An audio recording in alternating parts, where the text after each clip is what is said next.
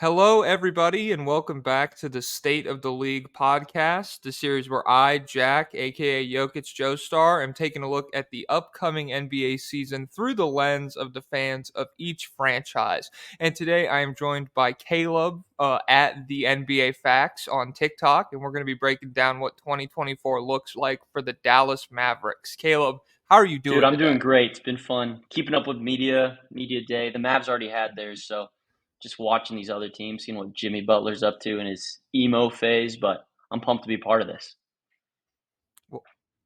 What a fucking goofball, Jimmy Butler. Geez, I didn't think he could top what he did last year with the big extensions, but I saw the emo stuff. That's even like in all the team Yeah, he easily pictures and topped it. stuff. And so like they're not gonna have any promotional material that he's not in this season. So that rocks. Yeah, I mad think it's respect. funny. So hell yeah. Yeah, did anything crazy happen with the Mavs media day so far? Yeah. So they had theirs last week, which was kind of odd. Uh, but Tim, Oh shit, yeah, I didn't even the realize only that. weird thing was Tim Hardaway Jr. didn't really show up to the press conferences. I was listening to each of them, which he's the guy who like could get traded on our Mhm. team. Kind of a big contract for who he is. But I don't know if you've seen that dropping dimes guy on Twitter that was like calling everything this offseason. And he like there's some fake accounts now, but you're trying to figure out which one's actually him. He tweeted something about Tim Hardaway getting out of here on media day, so I'm kind of wondering. But other than that, it was pretty low key. Damn, the seeds are being Right. Yeah. planted. Yeah. Yeah. So shit, Tim Hardaway, you heard it here first, folks. His ass is getting out of Dallas, maybe. Yeah, so leading into the first question here, I just want to know how you feel about where the Mavericks are currently sitting at as a franchise. Yeah, there's a lot up in the air. Like in my opinion, we have one of the three, maybe two best players in the world right now, if not number one. Really, it's probably him and Jokic, in my opinion. I kind of envy the situation the Nuggets are in because they're similar. They got a young player at the top of the league, but the Nuggets are actually winning. We missed the playoffs and like tanked on purpose. Um, but right now, we have to win to convince Luka to stay in Dallas. Um, and that's kind of where we're at. And really nervous with that because losing him would kind of screw our next decade of basketball because we've gone all in on winning with Luka. So yeah, kind of in a weird spot. Just hoping to get that guy to sign another contract.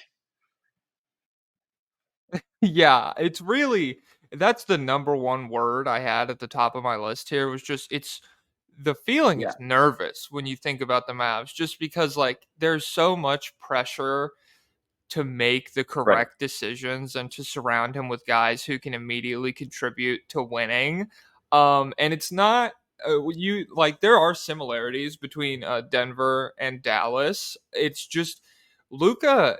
I mean, for all the stuff he's really good at, it's just like a different style of basketball, and it's a little bit more difficult to like Yeah. find guys who fit that LeBron James role around him and Exactly. stuff like that. And you saw the Cavs earlier in the 2000s Yeah. have a similar problem building around LeBron, and hopefully it doesn't go the same way that it went for Right. Cleveland with Dallas. But yeah, it's just very nerve wracking to watch. I don't know, especially at the end of last Right. season. I hope they come out and the vibes are better immediately because if you had asked me like through the last 15 games, I'd be like, dude, Luca's Yeah. fucking gone. But it could totally turn itself around here if I want him and Kyrie to like get off and just Yeah. mesh well right off the bat and win games. And winning fixes everything a lot of the time as far as like the Right. vibes And are like you said, concerned. like that LeBron role he's kind of playing, offensively, he really is similar to like how LeBron plays. And we saw this work with Kyrie Irving in Cleveland. It could be a different Kyrie, but, you know, hoping we can get something like that going. We play the Spurs for our first game this season. I'm hoping we just crush Wemby and both those guys go for 40 just to like establish ourselves right away. Hell yeah. Well, I mean, yeah, I don't know.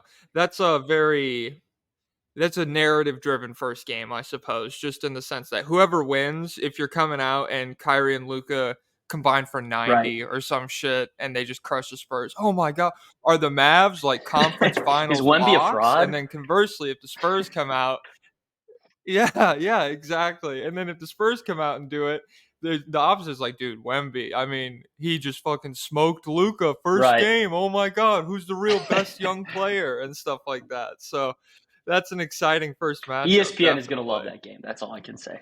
They're going to have a heyday with that coverage, no matter what happens. Yes.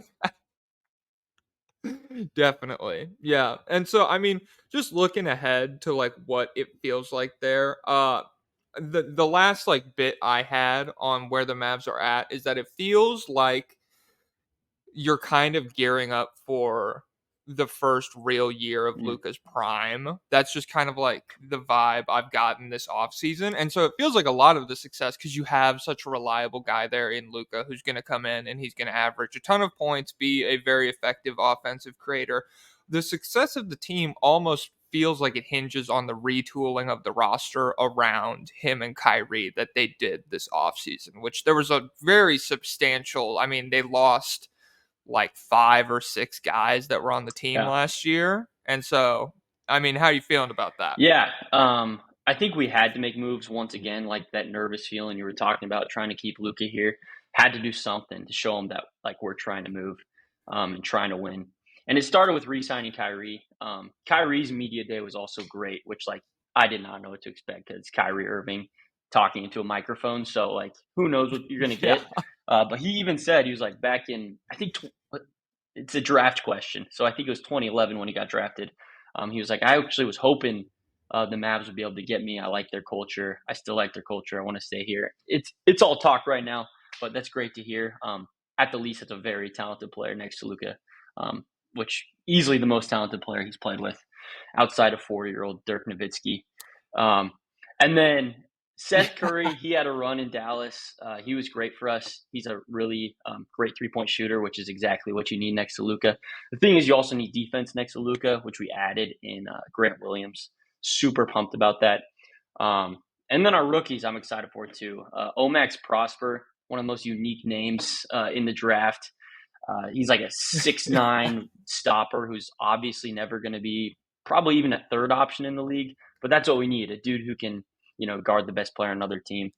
And then Lively just adds depth at our center position. So, yeah, I really love the additions. Dante Exum was hooping in FIBA for Australia.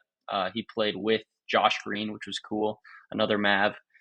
So yeah, I like the retooling. I'm still nervous about the center position, which I can talk more about later. It's always rough in Dallas. We've had 8 years of Dwight Powell, so Oh, yeah, that's such a brutal yeah, phrase. Oh my God. 8 years of Dwight Howell. Well, yeah, we'll definitely get to the center. Re-signing Kyrie is the 1A this offseason. And I was happy for them just because that that was a move that you can't get a Kyrie Irving caliber player for cheaper than Dallas got just because of what was going on in Brooklyn with the yeah, fucking movie link and all of that shit. And I mean, that was an insane situation. It's cool that Kyrie in his own right has kind of toned it down a seems like bit, it. which Yeah, he absolutely I didn't know if he was I didn't know if he was going to do that, but he hasn't been like on social media, hasn't really been in the spotlight saying any crazy shit. And so if you're Dallas, that's all you can really hope for as far as the situation that you got him out of. And then to give up some of those precious assets that Dallas has for a guy like that and run the risk of him leaving to avoid that is right. huge. That's like that had to happen this offseason for Dallas, and the fact that it did, that's obviously really good. And I didn't realize he was drafted 2011. If they pick him up, and I don't know, maybe it extends the Dirk run Right. a little bit because Kyrie was pretty talented from the Yeah. second that he got in the league and everything. But that's a cool, yeah, that would have been cool to see him go there right away. But yeah, I think it's obviously very good that they picked Kyrie back up, and I'm excited because they played 16 games Yep. together last season. I didn't realize it was that Yep. low, Luca and Kyrie, but they played well Right. off of each other. Luca was like 38-8. Kyrie was like 27-5 Very on efficient. 50, Yeah. 40, 90 splits. I don't know. I don't know their exact record Not in good. those games, but even if it was bad, I wouldn't blame it on Right. those two because I mean that's what you're bringing them in to do, and they filled their role out and everything. So that's where I'm talking. Yeah, the addition of a guy like Grant Williams, who not only is super connective and good defensively as an individual, but as a guy who has spent so much time in the Boston Yeah. locker room and with a team like the Celtics that year in year out is a very Yep. good defensive team, it's great to bring a guy like that in as like a culture changer who knows what it takes to make a unit that is really good on the defensive end. And so yeah, I'm excited for him. I love Seth Curry. Probably a bit, I wouldn't say too much, but sometimes I'm really high on him in the sense that like if Kyrie was to sit out a game or like he's hurt for a little bit, I'm low key confident that Seth Curry could like Yeah, I feel step that. up and just fill a little like Right. creator role. He's not going to average 27 No. points per season, but if you give him a 5 game stretch, people are going to be like, "Oh, Seth Curry, 18 points, Yeah. 5 assists, like 45% from 3. Holy shit." So yeah, I thought that was, and his contract Yep. rocks too. I don't remember what it is off the top of my head, but I remember being shocked that it was as low as it was because I thought he was really good in Philadelphia. He went to a Brooklyn team that really had no role for him and didn't get a lot of run. And I guess the market just kind of fizzled out for him. And Dallas, I think they got a good Yeah, I pickup was there. super hyped to see that he landed in Dallas, like you said, with his shooting. And then Grant Williams, like once again, I'm so pumped to have a guy like that on our squad. That's something we've lacked is like just like some toughness and a real leader. Not even a locker room leader, just a leader that can lead with toughness, I guess. It's kind of like the Draymond or like Pat Bev type, not how they play, even just like their mentality is what I'm thinking he's going to bring to this team. Because, on the Celtics, he kind of had a weird role. Uh, like some nights he'd play 25 minutes in the playoffs, some nights he was playing 0 minutes. Something was going on there. So I hope he can really establish himself. Probably starting at the 4 for us, honestly, and just leading our defense and toughness, kind of someone to be um, there to stick up for Luka in whatever situations he gets himself into. Yeah. Maybe, I don't know, that just kind of occurred to me in the sense that one of my concerns with Luca is just like the technical foul shit, and that doesn't come into impact Right. every single game. It's pretty rare. But in the playoffs it's not great. And so to have a guy like Grant Williams there, I think to set the tone defensively and then to also, yeah, I mean, he's verbal and he is a leader on the floor. And I think it can, that kind of presence, Dallas not having it in the past, nobody is there to like step to Luca and be like, dude, to win this game, we need you to Yeah, you like got to cool focus off. in. It sucks that the refs aren't doing it. And so, yeah, I think Grant and Kyrie both just having guys that are in his stratosphere as players and that are established. Grant Williams isn't like an elite offensive guy, but he's played a million playoff games. He's Yep. played big minutes, like you said. And so, guys with experience like that that can kind of hopefully cool Luca off in those moments, I guess, that's going to be really good to have. I'm curious, how do you feel about Derek Jones Jr., the pickup? Yeah, I'm just mostly curious. Like, I have no idea how much he's going to play on this roster. I think really the rotation in my eyes is still like very much up in the air. Even the starting 5, like it's like a tough prediction. There's like 3 guys that are probably locks, if that, maybe just 2, and Luca and Kyrie. But Yeah. Luca made Dwight or has made Dwight Powell look like an elite lob threat, like, and he has like a 6'5" wingspan as a center. Like literally, I don't know what it is. Someone needs to do a study on it. I'm pretty sure every first offensive player of the game, we run a pick and roll with Dwight and Luca and try to go for that lob. And if Dwight Powell's catching those, I can't imagine what Derek Jones Jr. is going to do with that.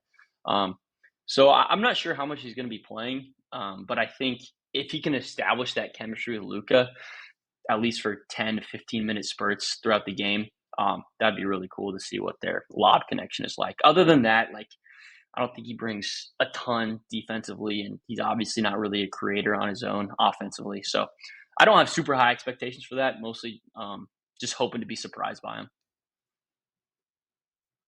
Yeah, I had a similar thing written down just in the sense that I don't know. I think I'm higher on Jones defensively Okay. than most just because I'm a sucker for guys with like a stupid Yeah. wingspan and crazy athletic tools. And a lot of it comes down to discipline and basketball IQ, which I mean, those aren't his strongest suits, and it's not like he's going to have like a super elite rim protector backing Right. him up that's going to let him just like do whatever he wants on the perimeter. But I did think it could be cool for like those little spurts, like you said, 15 minutes a game, him and Luka.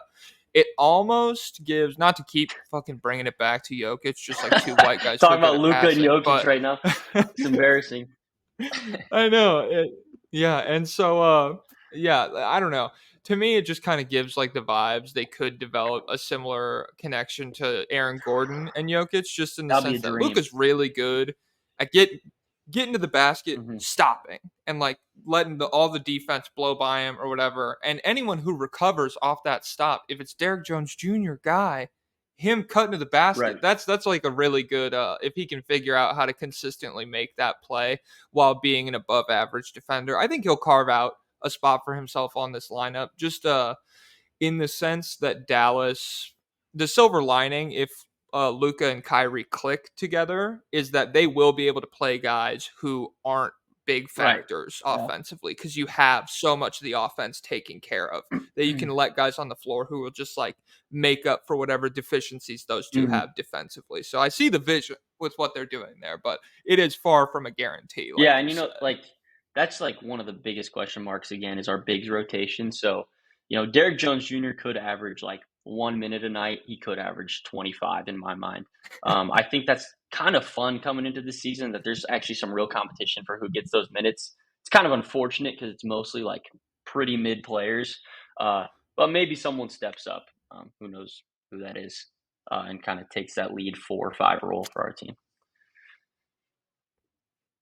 Yeah, dude. I don't know. The bigs, it's tricky looking at it because you have, I mean, maybe one of the young guys, like you said. I'm not super tapped into Omax or anything. I haven't watched a ton of film. Oh, he's big Yeah. on the forums. I was poking around. Everyone's pretty Hmm. excited for his upside, and he's definitely one of those guys.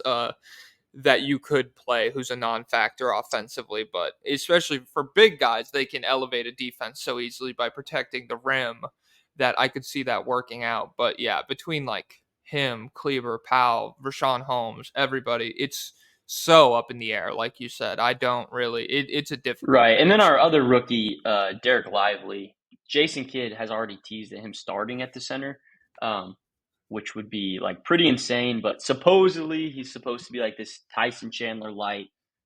He's been working with him in the offseason because he's on our coaching staff. Good at catching lobs, a decent rim protector. So yeah, we'll see with that. Hey, that's one of the benefits about being in this position. Drafting is when you're at number 10, you're in a good spot to get a guy who can come in and impact Right. immediately. With he doesn't have a super high ceiling, but can come in and make the plays that you know he's going to be able to make. Yeah. If that makes sense, I guess. And yeah, I think Lively is definitely one of those guys or a guy in that vein. And Tyson Chandler's a Yeah. great guy to work out with. He fucking rocks. So hopefully, yeah, I don't know if you could draft Would not Tyson complain. Chandler He was magically. our Yeah, that championship would center. rock. So Yeah, dude. Well, yeah, I mean the off season, it's tricky. There is just so much stuff up in the air, and you have to kind of all you can do is wait to see how these moves shake themselves out. Because when you're playing so many new guys in rotation, first of all, the first quarter of the season might just be like building continuity with these new guys, and it might not get off to the greatest start. Conversely, you might find a unit that you like right away and that the rest of the league doesn't have a ton of film on. And when you have two elite creators like Kyrie and Luka, who honestly haven't even shared the mhm. floor that much, those can often take the league by storm for the first part of a season. So I don't know. They could be good, they could be bad, I guess, is my Yeah. rambling Yeah, point. floor is pretty not pretty low because Luca brings that up, but floor could be 10 seed, ceiling could be like honestly 1 or 2 seed in my opinion. So One or all right, let's just get fucking into question number 3 for you. I want to know what the expectations are like for the next NBA season. A surprisingly nice season, a disappointing season, what you think a reasonable prediction would be for Dallas. Surprisingly nice, 1 or I 2 mean, seed. 1 or 2 seed would Golly. be like That we it's a perfect season for us, which I think is in the cards, but I yeah. give it like less than a 10% chance of happening. Yeah, I mean that a perfect season, and then you would probably still need a shit season, like a Kevin Durant Right. injury and shit like that. And yeah. But I don't know what I have written down. A reasonable expectation. I have them nestled into like the 6-8 seed range. A surprisingly nice one because I think the 6 seed is going to be decided super late. I think a surprisingly nice one would just be like getting the 4 or 5 seed, avoiding play-in talks entirely, just like avoiding that stress, knowing who your matchup is going to be, and being able to prepare for that moving forward. And disappointing, I think the lower half of the play-in, uh, even into missing the playoffs, which I feel like that would shock me if they It completely shocked me missed the last year when we tournament. did it. But the lower, yeah, I guess it did. It kind of you hit that moment in the season, and you're like, oh shit, are they really Yeah, gonna we're just do tanking. this? And then they did. So yeah, we're going for that pick. But yeah, the lower half of the play-in tournament, I think, would be a disappointing outcome to the season, especially if Kyrie or Luca miss extended time with Yeah, an injury. absolutely. Yeah, since we got Kyrie and Luca for hopefully this whole season, pending health, I think, like you said, realistically, like I would be very happy if we were like a 4 or 5 seed.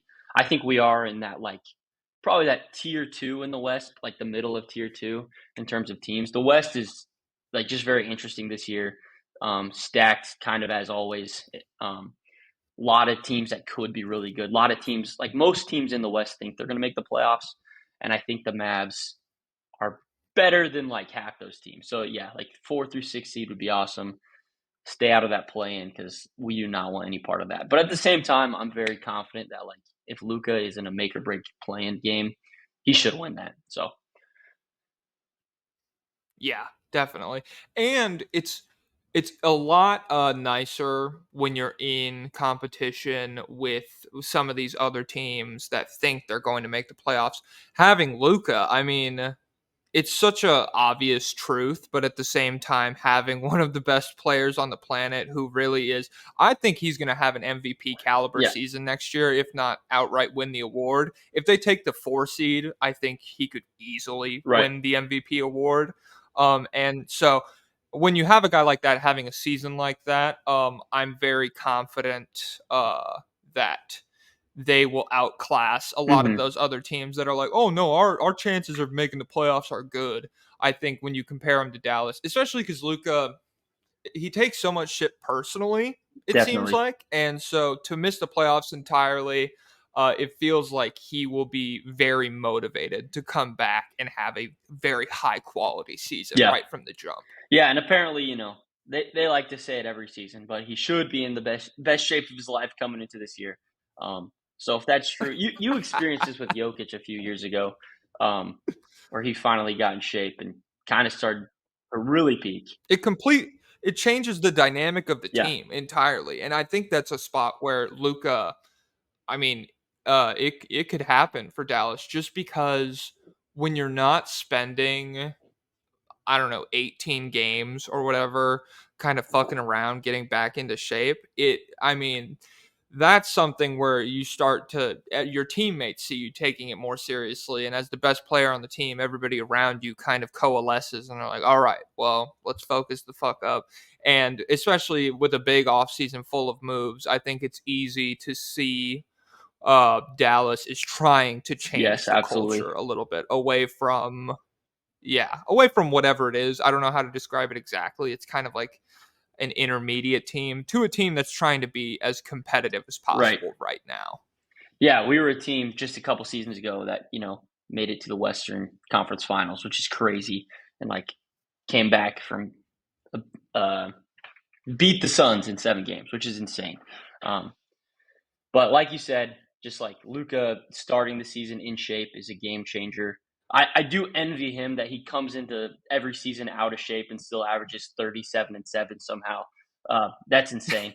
But if he starts the season in the best shape of his life and can at least put in some effort on the defensive end, I think we're in good shape. Yeah, that's another tricky thing too, is because he was. Uh, bad defensively Hmm. last season, and you tend to excuse it in that scenario where somebody is expending all of their energy just to keep the Yeah. team afloat on the offensive end and things like that.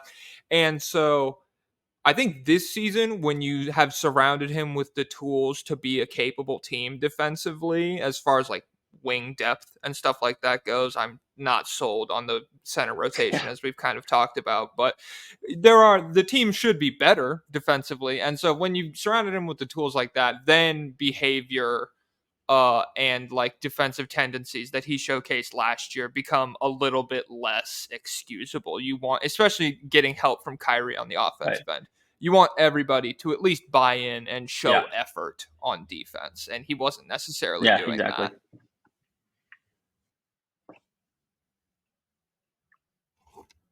All right, now, it's kind of hard looking forward to what the trade deadline would be like next season, because as we've touched on already, there's a lot of stuff up in the air with Dallas.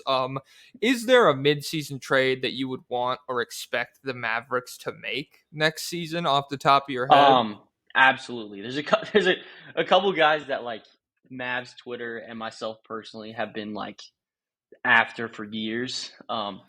One of those guys, he's always in trade talks, and if we landed him, it'd be a miracle. But he's actually a Dallas native, and that's Miles Turner.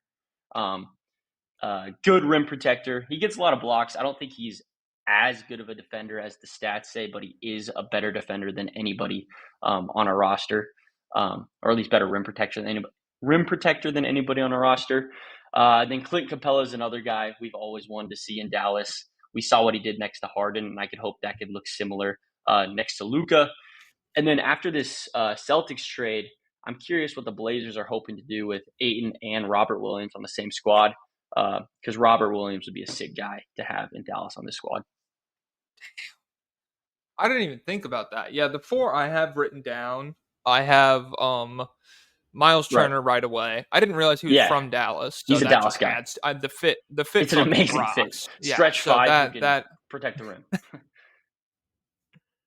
yeah, that's really good. That's the dream, and I see the vision with that. But then also, I think Clippers get dissatisfied or the Pelicans get dissatisfied. I think Zubats or Valanciunas would be better than what's going Absolutely. on in No Dallas. doubt. Those guys aren't necessarily what you would think of as like good rim protectors, but having a legitimate 7 footer and especially pick and roll Yep. partner for either of the elite guards, because both of those guys have super soft hands, can catch passes, not big lob threats, but you get them in the pick and roll, they can finish those plays a lot of the time, which can't really be said for the Dwight Absolutely. Powells of the world as Absolutely. much.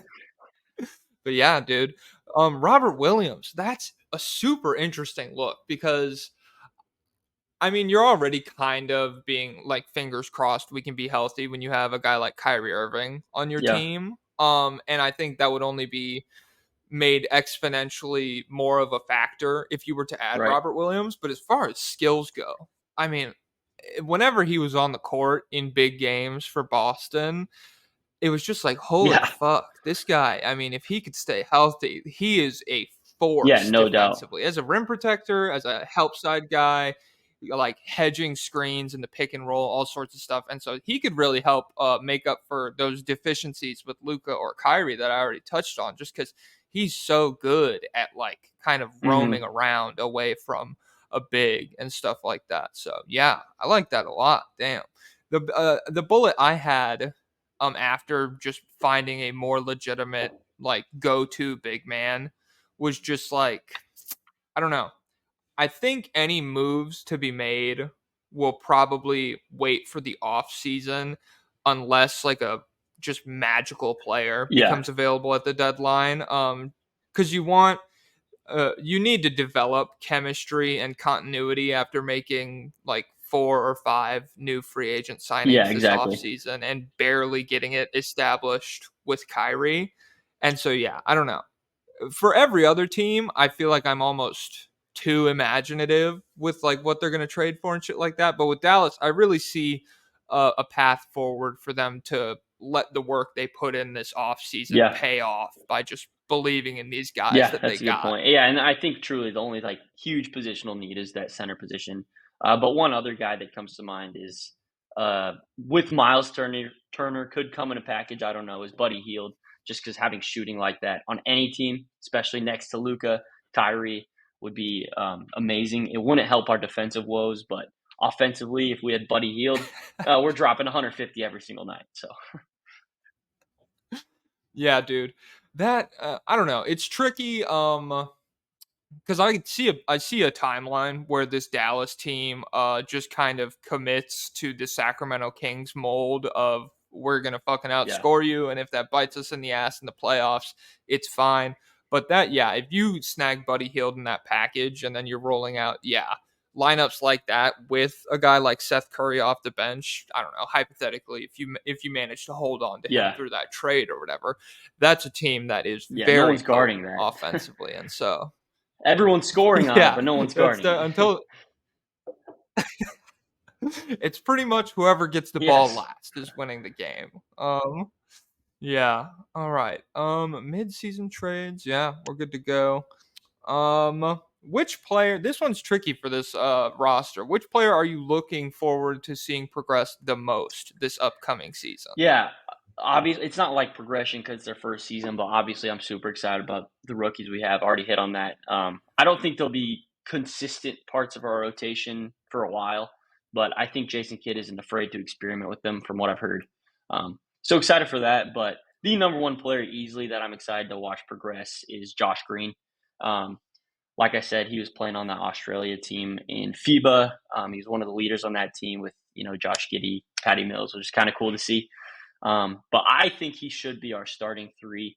He brings that energy. I think he's capable of being put on the first or second best offensive player on other teams every single night just because he has that energy and he's not going to do a lot offensively. So he can chase those guys around on the defensive end. And then he's really capable of making the right cuts. He's a high IQ player. He can hit shots when needed.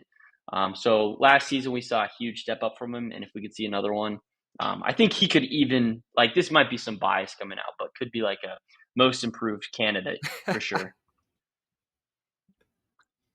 Yeah, I mean, I'm not as sold on the Yeah. MIP odds quite yet. I will happily be wrong on that. I'm totally fine if he has a big year, but I think, yeah, he's the guy I wrote down as well for this, just in the sense that if you we've talked so much about defenders being allowed to play because Luka and Kyrie are so good offensively. He's the guy on the roster that is capable offensively while being a very Yep. talented defender. He is a legitimate 40% on like four and a half ish Hmm. 3-point attempts a game, which that's pretty good. It's not insane volume, but it's a quality 3-point shooter, especially for a guy who brings what he brings defensively.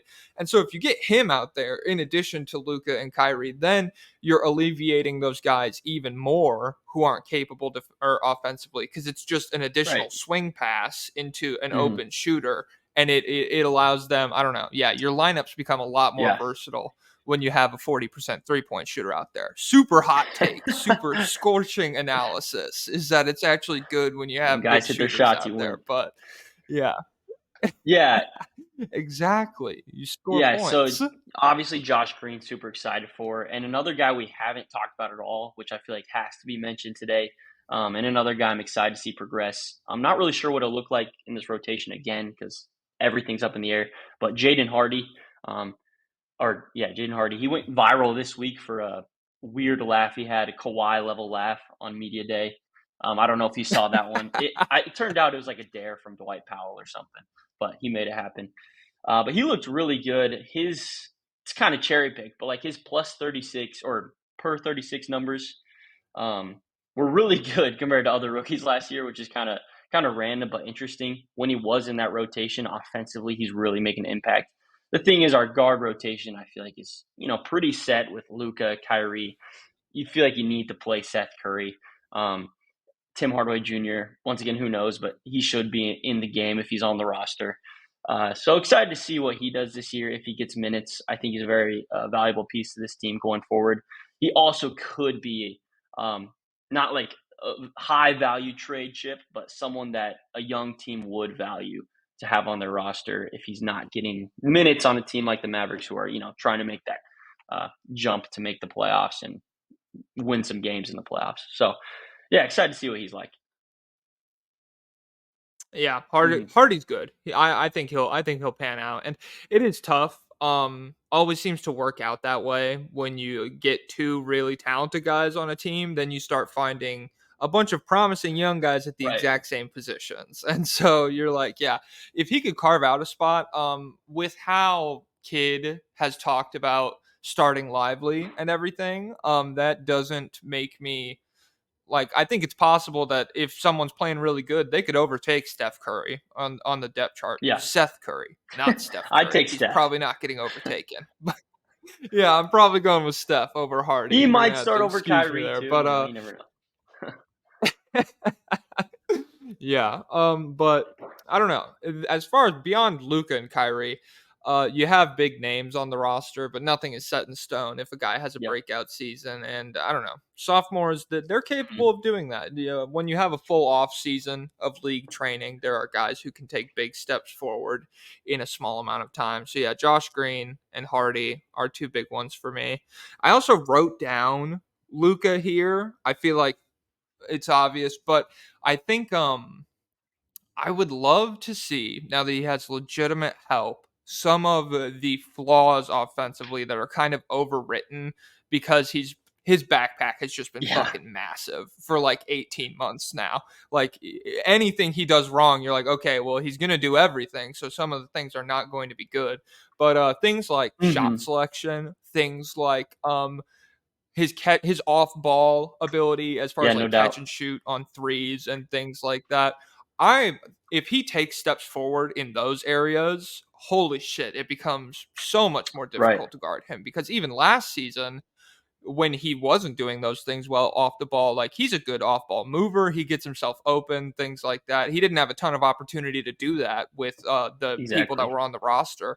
But I think, yeah, if he takes steps forward in the areas of his game where he's not particularly strong offensively, that is nightmarish to think about defending. And so, yeah, I'm excited for Luca. I think it's going to be a big Luca year. I know, another hot Yeah, take. like his numbers aren't going to get better because he averaged like I think it was 32, 8, and 8. Like absolutely unbelievable numbers. But like you said, it's those small things. His off ball movement. He's not going to be, Steph Curry off ball. But if he's like moving around, hitting those threes that Kyrie creates for his teammates, including Luca, that's huge. And then you mentioned it. Some of the shot selection, specifically in the clutch, has been really bad. Like he hits a lot of them.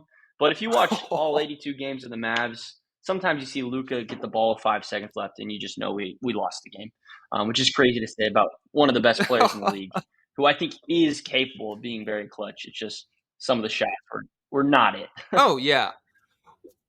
Well, yeah, I mean, it's I'm not going to say it's unfair because he is one of the best players on the planet. You have to hold him to the Yeah, standards of that.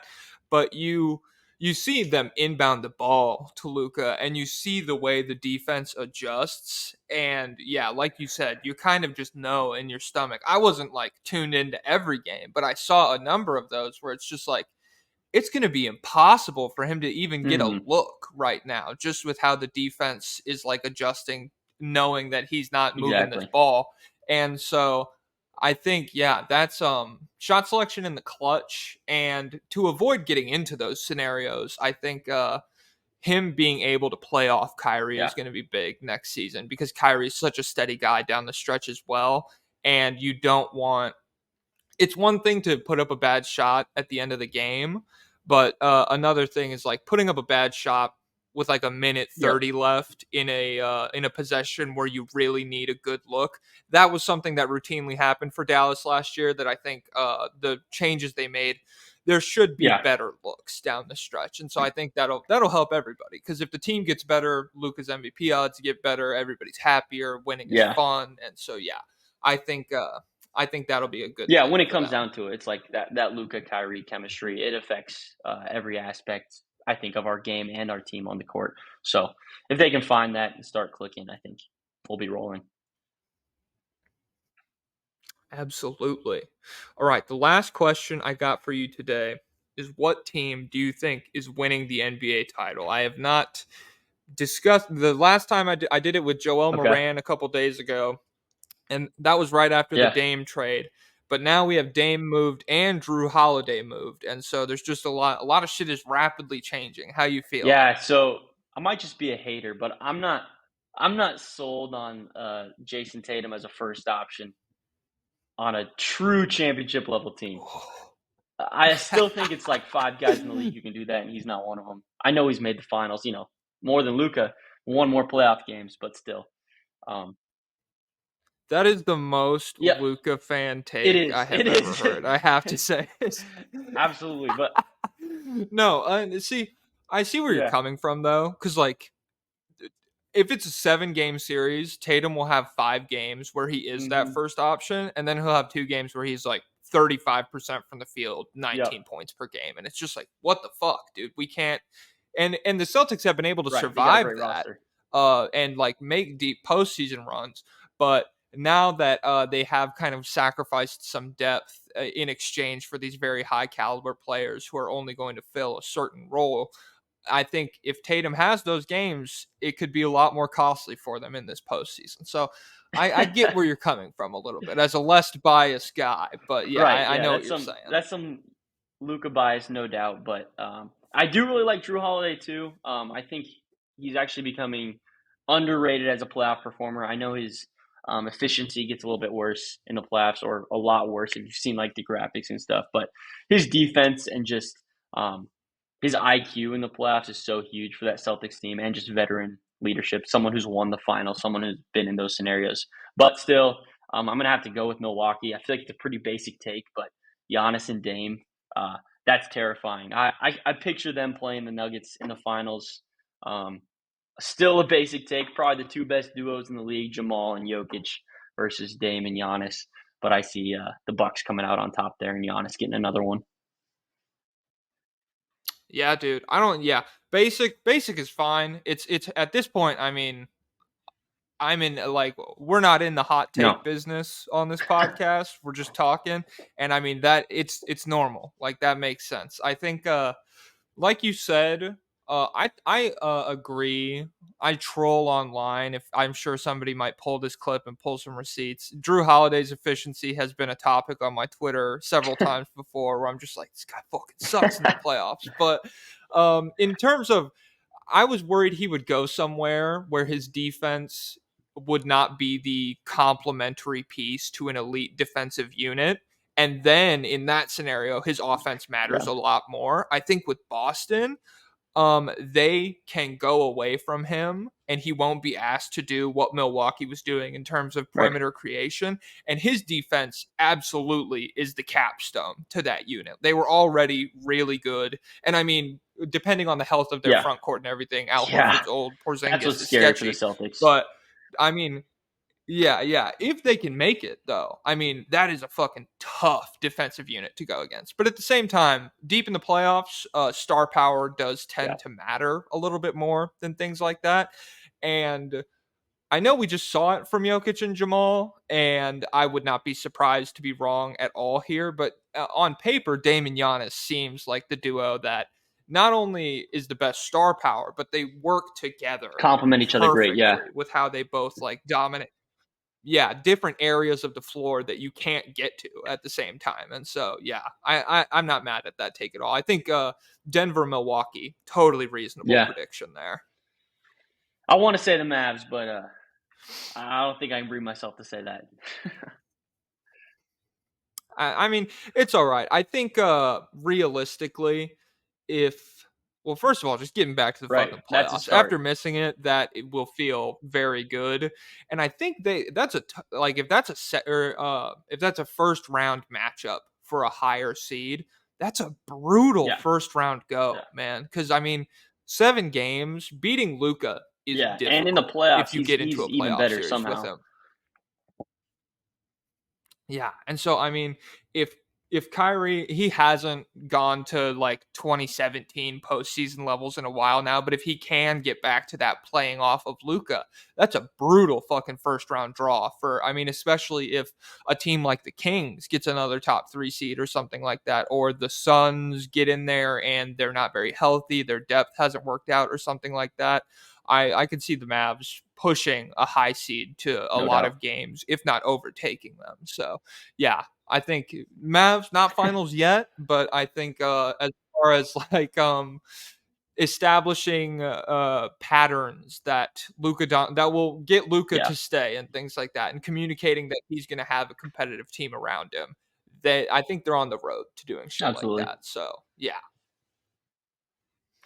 All right. That's really all I got for you today. Is there anything that you want to plug now that you have this Uh, platform? Not much. Just follow the NBA facts on TikTok. That's about it. Hell yeah. I will put the link to that in the description of this YouTube video. I'll tag you when I Okay. drop the promo and all that shit. Everyone who's listening, thank you very much for tuning in, and I will see you guys in the next Thanks for having me. episode. Peace. Yeah, no problem, man.